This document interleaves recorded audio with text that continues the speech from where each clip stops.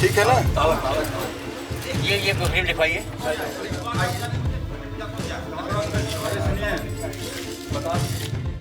ज्ञानवापी मस्जिद के निचले कमरे का ताला खुला और इसके साथ ही सामने आया वो संसार जिसके सर्वे से पता चलेगा क्या वाकई ज्ञानवापी मस्जिद को मंदिर तोड़कर महादेव के धाम के ऊपर बनाया गया। देखिए कितनी दीवार है। एक साइड से, ठीक है। ताला खुलते ही जब लोग अंदर पहुंचे तो सामना हुआ गुप्त अंधेरे से, और इस अंधेरे में जब टॉर्च की रोशनी मारी गई तो सबसे पहले नजर आया पान का पत्ता। कमरे के अंदर एक पत्थर के नीचे जब कैमरे की नजर गई तो पान के 2 पत्ते नजर आए। इन पत्तों को गौर से देखेंगे तो आपको पता चलेगा कि पत्तों के अंदर कुछ आकृतियां हैं। अगर आप इतिहास को पढ़ेंगे तो आपको पता चलेगा कि सदियों पहले उत्तर भारत में प्राचीन नागर शैली का प्रचलन था। उत्तर भारत के कई मंदिर नागर शैली में बनाए गए हैं। नागर शैली में मंदिरों की साज सज्जा के लिए प्राकृतिक चिन्हों जैसे फूल, पत्तों और बेलों का इस्तेमाल किया जाता था, और इसी वजह से सवाल उठ रहा है, क्या ज्ञानवापी के तहखाने में मिले ये चिन्ह नागर शैली से जुड़े हैं, और क्या ये महादेव के मंदिर के ही वो अवशेष हैं जिन्हें औरंगजेब के हुक्म पर मस्जिद के नीचे दबा दिया गया था। पान के पत्ते का आकार है। पान के पत्ते का आकार है राजेंद्र जी। पान के पत्ते के आकार पर, पान के पत्ते के आकार पर कला के पत्ते का बना हुआ कलाकृति दिख रही है। कुछ भाग दीवार में, कुछ भाग बाहर है। खाने के दरवाजे के ठीक तरफ। हाँ, दो टॉर्च और दो। टीम आगे बढ़ती है। चूंकि तहखाना था तो यहाँ रोशनी और हवा दोनों की कमी थी।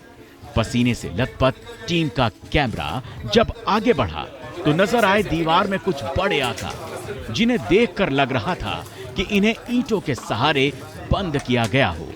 जिस वक्त कैमरा इन बड़े आकारों को शूट कर रहा था, उसी वक्त टीम का एक सदस्य जानकारी दे रहा था कि ये आकार दरअसल अर्ध गोलाकार दरवाजे थे जिन्हें बंद किया गया। देखिए कितनी दीवार है।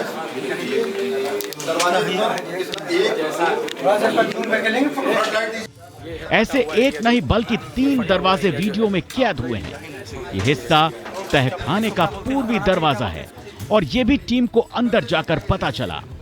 कई जगह दीवारों पर सफेदी नजर आ रही थी, जिसकी जानकारी खुद मुस्लिम पक्ष ने दी थी।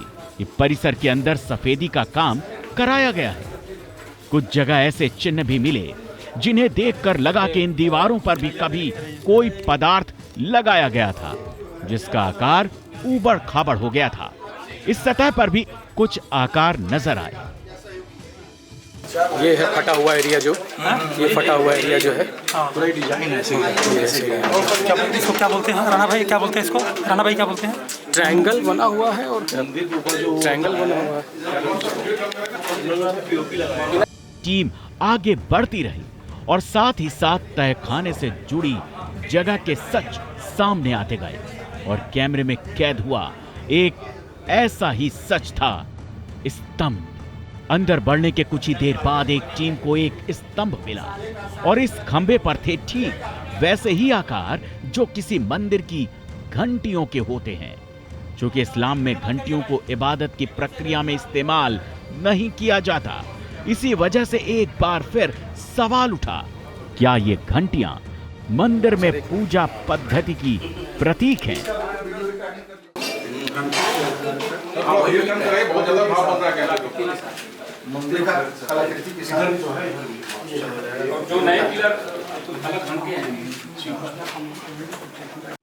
ऊपर से नीचे जब कैमरा घूमता है तो साफ हो जाता है कि स्तंभ के मध्य हिस्से पर ऐसी घंटियां चारों तरफ बनाई गई हैं। समय के साथ कुछ घंटियां टूट गईं, लेकिन गौर से देखेंगे तो बाकी पत्थर की घंटियां आज भी अपने पूर्ण आकार में हैं। जैसे जैसे यह वीडियो आगे बढ़ता है तो मस्जिद के नीचे मंदिर के होने के दावे को लेकर जिज्ञासा बढ़ती गई। खंबे पर पत्थरों से बनी घंटियां मिली। नागर शैली की निर्माण कला से मिलते जुलते पत्ते भी मिले। और फिर एक और ऐसी तस्वीर कैमरे में आई जिसका संबंध भी नागर शैली से बताया जाता रहा है। ये थे खंबे के अंदर बने आले। आला यानी वो हिस्सा जहां आम तौर पर रोशनी करने के लिए दीपक रखा जाता है। अगर आप नागर शैली को पढ़ेंगे तो इस शैली में कोणाकार आकृतियों का विशेष महत्व है। नागर शैली में बने मंदिरों के गर्भगृह के ऊपर एक रेखीय शिखर होता है। शिखर का सबसे महत्वपूर्ण भाग सबसे ऊपर लगा आमलक होता है, जो उत्तरी भारत के मंदिरों की मुख्य पहचान है। यह कोणाकार आकृति नीचे से ऊपर की ओर पतली होती जाती है। अगर आप गौर से खंभे के अंदर बने इस आले को देखेंगे तो यह भी कोणाकार है, यानी यह भी नीचे से ऊपर की ओर पतली होती जा रही है। तो क्या यह माना जाए कि यह चिन्ह है उस नागर शैली का जिसके आधार पर महादेव के मंदिर का निर्माण किया गया था?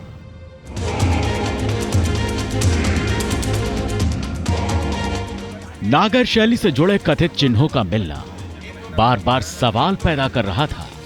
क्या वाकई ये मंदिर के वही अवशेष हैं जिन्हें दावों के मुताबिक मुगल काल में तोड़ा गया था? मौके पर मौजूद हिंदू पक्षकार बार बार इसी सवाल के साथ तहखाने की दीवारों को देख रहे थे और टीम अपनी रिकॉर्डिंग को आगे बढ़ा रही थी। अब तक जो मिला वो इशारे दे रहा था, लेकिन आगे टीम को जो मिला उसे देखकर तो जैसे आंखों पर यकीन ही नहीं हुआ, क्योंकि आगे कुछ ऐसा था जिसे मंदिर का साक्षात सबूत कहा जा सकता है। रिकॉर्डिंग करती टीम को तहखाने के इस हिस्से में एक और स्तंभ मिला और जब कैमरे की लाइट से रोशनी इस स्तंभ पर पड़ी तो सामने नजर आए संस्कृत में लिखे श्लोक। 3, 4, 5, 6, 7 लाइनों में 7 लाइनों में करीब 14-15 शब्द हैं। गौर से देखिए खंबे के इस हिस्से को। वक्त की धूल की वजह से ये शब्द थोड़े धुंधले पड़ गए हैं, लेकिन ये संस्कृत भाषा है। ये खुद वो अधिकारी कबूल कर रहे थे जो मौके पर मौजूद थे।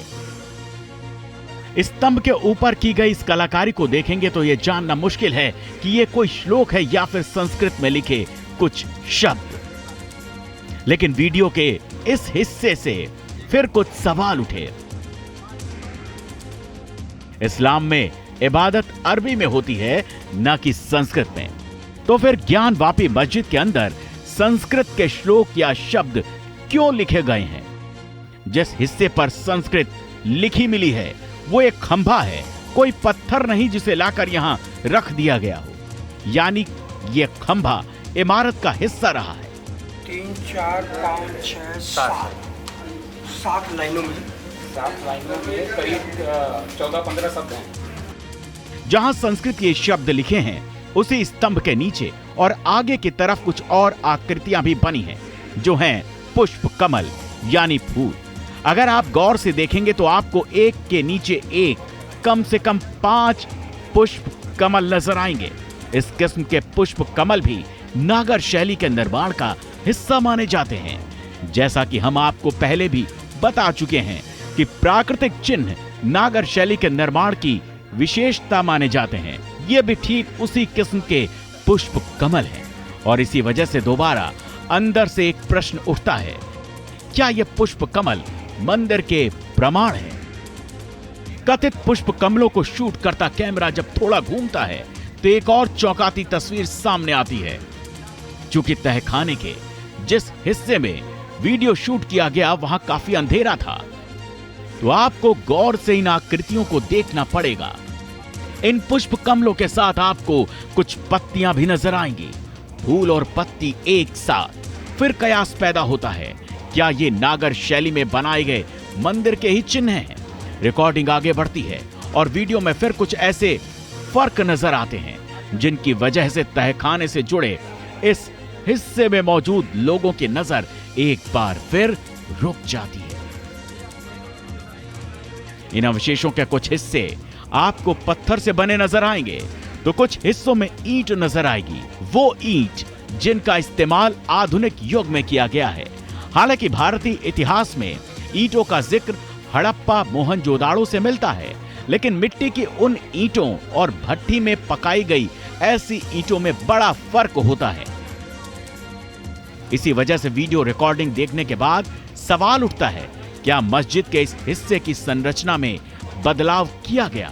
क्या वाकई मंदिर से जुड़े प्रमाणों को छिपाने के लिए ये नए निर्माण किए गए? T news nation.